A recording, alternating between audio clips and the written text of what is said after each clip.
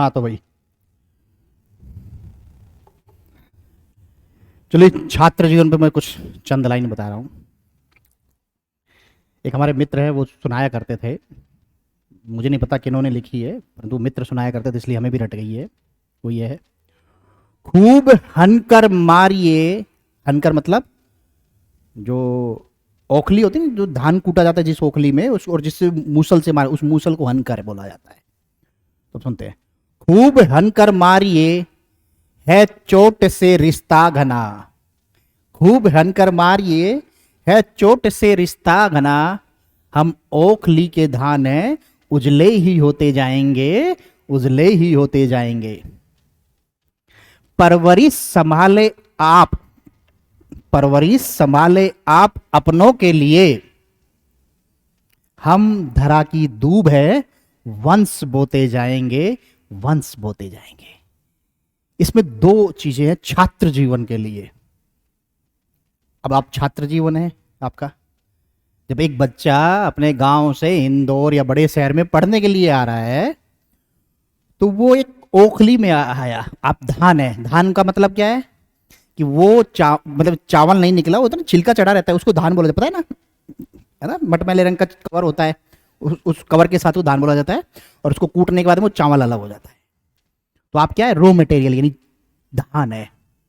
अब आप आते हैं कहां पर, भंवर कुआ के भंवर में, है ना, और कोचिंग की दुनिया, एक तरह से आपको कोचिंग में आए, वहां मिला उखल, लाइब्रेरी उखल, जहां पे बैठ के आप पढ़ रहे हो, यानी धान को हमने डाल दिया। अब उस पर कौन कौन से हनकर यानी प्रेशर यानी दबाव कौन से आ रहे हैं, सामाजिक, आर्थिक, पिताजी ने कभी कुछ कहा, बुआ जी ने कुछ कहा, मित्रों के कमेंट, है ना, व्यक्तिगत समस्याएं, ये सब क्या है, मूसल, हनकर, है ना। और आप वो जीवट छात्र है, उस मिट्टी के वो दूब की तरह जड़े जमाए हुए, कि कितनी ही चोट आ जाए रिजल्ट देने में कोताही नहीं बरतेंगे। यानी जितनी ज़्यादा चोट पड़ेगी उतना उजला हुआ चावल आप बन के निकलेंगे।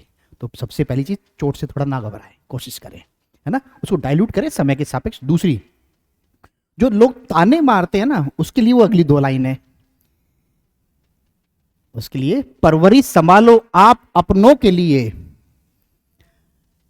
हम धरा की दूब है, वंश बोते जाएंगे। परवरिश जो होते हैं, ताने मारते हैं, इंदौर गया हो तो आवारागर्दी कर रहा हूँ, कहाँ पढ़ रहा, जब आप एक दो अटेम्प्ट फेल हो जाते हैं, पास नहीं, अनुत्तीर्ण होते हैं, तो कमेंट आते हैं ना, चाचा जी क्या कह रहे थे, गाला घूमता होगा, है, मामा ने भी ये कमेंट दे दिया, फूफा ने भी दे ही दिया, मित्र और पापा के दोस्तों ने, और गलती से कोई पड़ोसी पास हो गया होगा, तो फिर तो नरक हो जाता है हमारा जीवन, ऐसा देखा भी होगा, है ना। तो उनके लिए क्या लाइन है उसी में, परवरिश संभालो आप अपनों के लिए। हम धरा की दूब है, वंश बोते जाएंगे।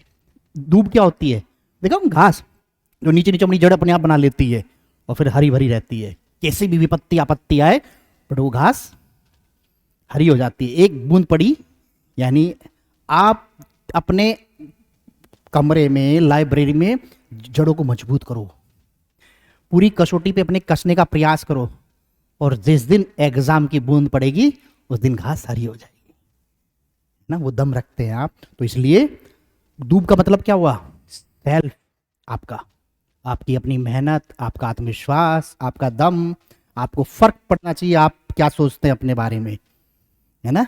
अगर दूब भी ये सोचने लग जाए कि सूरज कब आएगा, ये कब आएगा, वो कब आएगा, और वो मनोबल गिरा दे और कुछ ना कर पाए, तो क्या एक बूंद से वो हरी हो पाएगी, नहीं हो पाएगी। तो सेम चीज, भगवान ने दो कान दिए, इससे सुनिए, इससे निकालिए।